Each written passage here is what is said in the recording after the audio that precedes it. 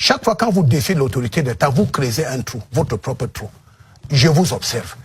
Vous défiez l'autorité de l'État, vous créez encore votre propre trou.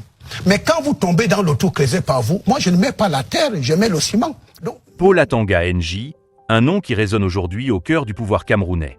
Un homme que beaucoup décrivent comme l'un des piliers les plus solides du régime Biya, un acteur central qui agit dans l'ombre mais dont l'influence dépasse désormais les frontières classiques d'un simple ministre. Au Cameroun, une question brûlante s'impose. Jusqu'où ira Paul Atanga NJ, l'homme fort proclamé de Yaoundé? Depuis des années, Atanga NJ s'est imposé comme un personnage clé du dispositif sécuritaire du pays. Sa réputation ne vient pas de hasard.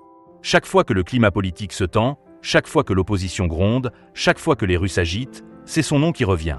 Beaucoup le voient comme le gardien du régime, celui qui veille, celui qui contrôle, celui qui décide des mouvements à entreprendre pour protéger le pouvoir central.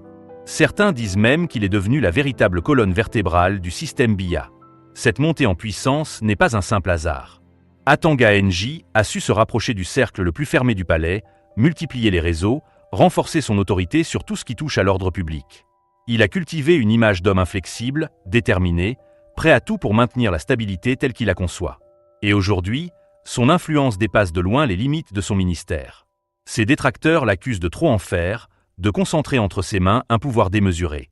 Ses partisans, eux, affirment qu'il est simplement l'homme qu'il faut dans un contexte où le Cameroun fait face à des défis multiples, entre tensions politiques, enjeux sécuritaires et menaces externes.